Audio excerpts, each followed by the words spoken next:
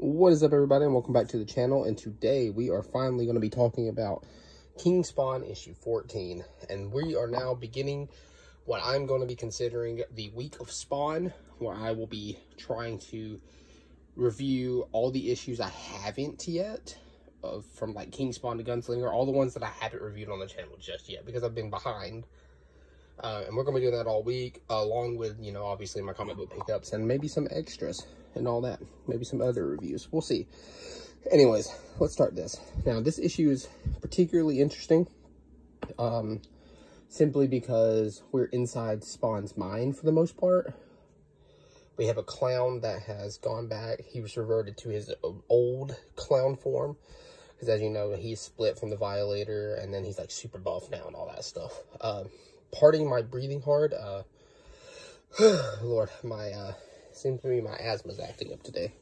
Or I'm just fat, I don't know. Anyways, so let's start talking about this. Now, in this issue, we do not have Javier Fernandez on the art. We have Thomas Notchlick. I don't know, I probably slaughtered his last name, but, whew, boy. Anyways, so we have a image for what issue 15 is going to look like.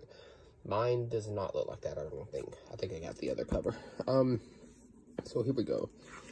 Like I said, we have this group of people here inside Spawn's mind, kind of plotting, trying to figure out how to stop him, because Spawn has decided he sat on the God Throne.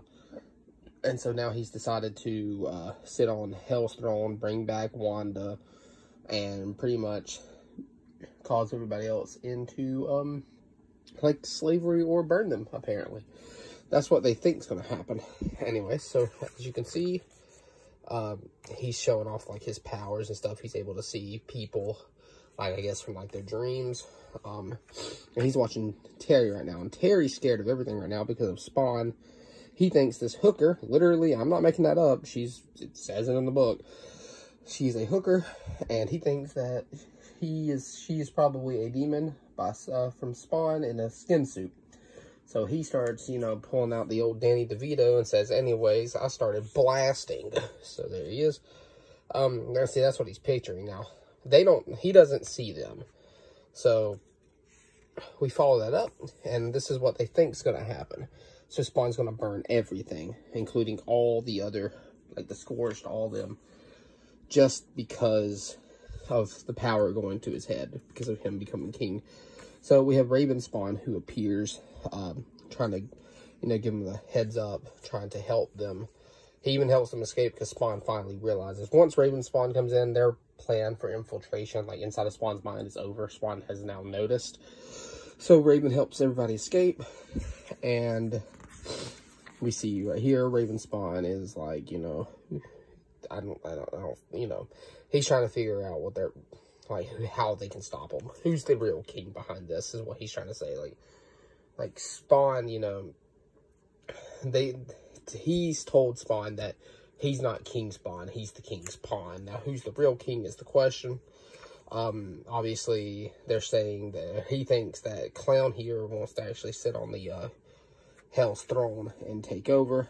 And Spawn is just going to let them, you know, plot, because he's hoping that'll lead them to their leader. And after all, he knows the only person that can stop him is Terry, who is telling people to go over there to stop Al Simmons. And that's what he wants. But yeah, they're trying to figure out how to stop him. So if you want a book where, technically speaking, Al Simmons' Spawn is the villain, King Spawn's for you.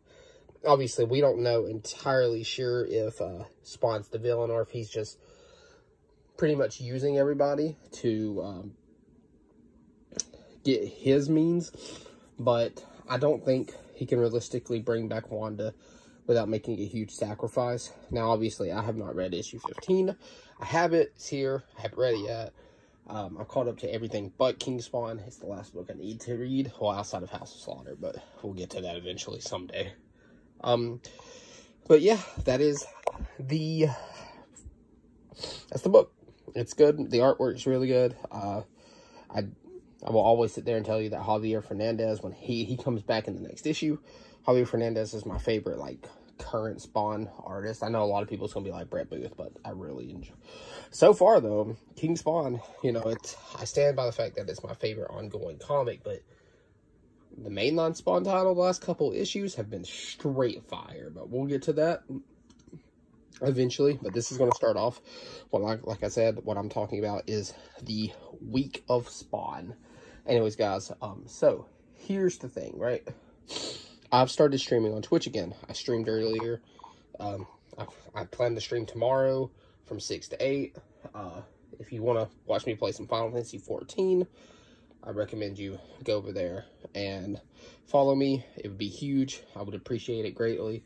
I'm trying to build this trying to build a little community. I want to be able to talk about games, comics, manga, all that with everybody. So I appreciate y'all for already watching and supporting the channel. But if you could follow me on Twitch, maybe stop by, say hello when I'm streaming. Like I said, I'm going to be streaming almost every day from 6 to 8. That's going to be my schedule. But anyways, I'll catch y'all later. Enjoy the video. Appreciate it.